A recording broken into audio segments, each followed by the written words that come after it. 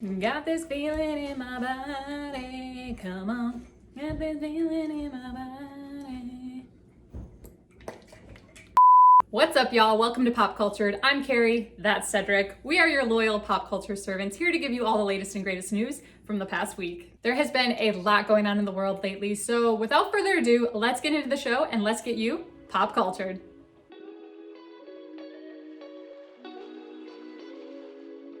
Let's start it off with a recap of the inauguration of 46th President Joe Biden and the first female VP, Kamala Harris. On Wednesday, January 20th, Joseph R. Biden Jr. was sworn in as the 46th President and Kamala Harris as the first female Vice President of the United States. The entire day was a spectacle, of course. Tom Hanks hosted a star-studded concert with performances by Bruce Springsteen, the Foo Fighters, John Legend, Katy Perry, Demi Lovato, and Jon Bon Jovi. Many of the performers paid tributes to the frontline medical workers who have been at the forefront of the COVID-19 pandemic. In terms of speeches, President Biden pledged to be honest with the country as it continues to confront difficulties and to be a president for all Americans. He asked those who did not vote for him to give him a chance, saying, quote, "Hear me out as we move forward. Take measure of my heart." Former President Donald Trump was not in attendance for the inauguration, a move that is very unheard of for an outgoing president. However, outgoing Vice President Mike Pence and his wife Karen were there in attendance. Now, this might seem insignificant, but it's important to me, so I want to point out some of the day's best fashion because there were some moments. So let's get right into it. Let's start off with my favorite look of the day. Former First Lady Michelle Obama looked absolutely stunning in this Merlot-colored Sergio Hudson pantsuit and matching coat. I love that she chose a pantsuit. It is so fitting for the moment. I think she has been here. She's done this before twice with her husband, so I love that she picked something that was chic, but also a little bit more understated with the pantsuit. It is absolute perfection. She looks so good. The belt, all of it was just head to toe a total hit for me. My second favorite look of the day goes to our incoming First Lady. Dr. Jill Biden wore a gorgeous light blue custom colored coat and dress by NYC-based label Marcarion. I think this color looks divine on her. I don't know if it's her blonde hair, but she nailed it. I also love the accessories that she added into this. It is perfectly stated. Again, she's having her moment here as the First Lady and supporting her husband, and she looks so beautiful. I think this was, a close second behind Michelle Obama's look for me. Next up, we have to talk about Madame Vice President Kamala Harris. She chose a bluish, purplish Christopher John Rogers coat and dress duo. I think she looks absolutely beautiful. I love to see that she had her signature pearls as always, but I don't find anything about this look particularly memorable per se. It's very vanilla in my opinion. I do think it's great that she chose to wear an African-American designer, and I'm not surprised that she chose to highlight this designer. And I mean, overall, I think it's decent. I guess I would have loved it if she wore something with a little bit more detail or a little bit more cutting edge, but she looks great. Let's move on and talk about an outfit I found very underwhelming. Senator and former First Lady Hillary Clinton wore a bright purple pantsuit by Ralph Lauren and paired it with a deep purple overcoat and a ruffly Austin Powers-esque scarf. Look, I hate the scarf. I think it looks kind of like costumey. And I really think the coat is what ruins this outfit for me. It doesn't go with the pantsuit at all. The colors don't mesh whatsoever. They're not the same, but they also don't complement one another. It really just looks like she was leaving the house and grabbed whatever jacket was on her coat hanger and was like, this will do. And I don't know, it just, to me, the jacket is what ruins it. The jacket and the scarf, if you take those things off, if you swap the jacket out for something better and you take the scarf off, it changes the outfit for me. But as it is, it was a miss for me. I did not like it at all, and I didn't think she looked great. I also just want to mention JLo's white Chanel pantsuit. There's not much else I can say. I mean, just those three words, white Chanel pantsuit.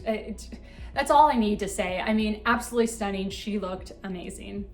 There's not a ton of commentary I can give on this or even want to give on this. Inauguration days are history in the making, and as a lover of history, I always take these days to slow down, reflect, and just take in the magnitude of what's happening before me. 2020 has proven that our country is at a very pivotal time, and I might be foolish, but I'm optimistic about it. That being said, there's a lot of division in our country, and I don't want to place all of our hopes on these two people, Joe Biden and Kamala Harris. I think that would be doing them a disservice.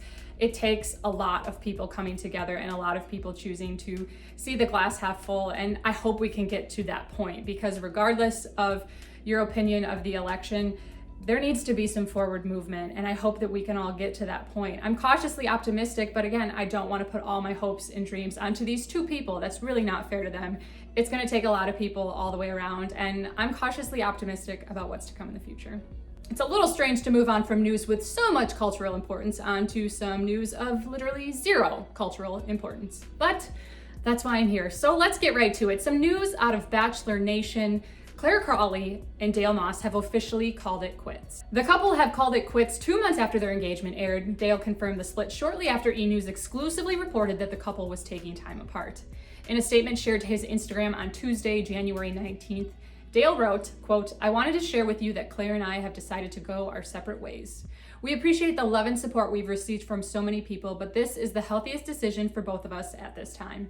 We strongly believe in leading with love and always remaining true to oneself, something our families have taught and instilled in us throughout our lives. We only hope the best things for one another." The reality stars were notoriously quick to get engaged in the 4th episode of the 16th season of The Bachelorette.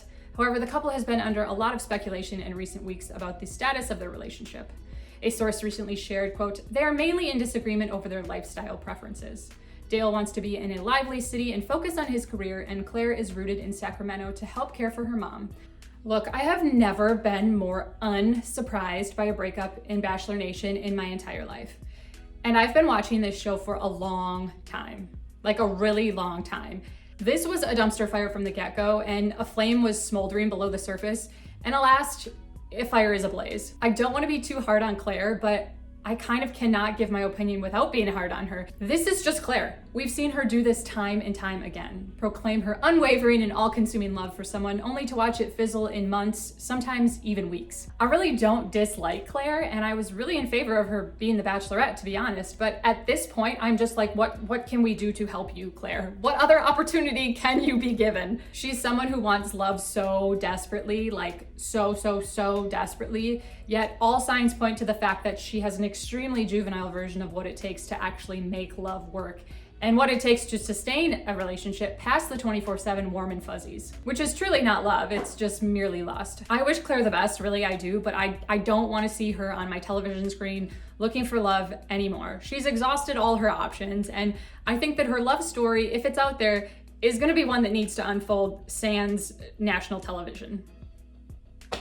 Moving on to some more breakup news, this time with an A-list celebrity couple who is calling it quits. Ben Affleck and Ana de Armas have announced that they have split after less than a year together. Less than a year after sparking romance rumors, the Hollywood stars have decided to go their separate ways. News of the duo's breakup comes just 10 months after they confirmed their romance. Over the spring and the summer, the two were frequently photographed together embracing and packing on the PDA. Since the breakup went public, a life-size cutout of Ana de Armas was seen being tossed into the trash from Ben's house.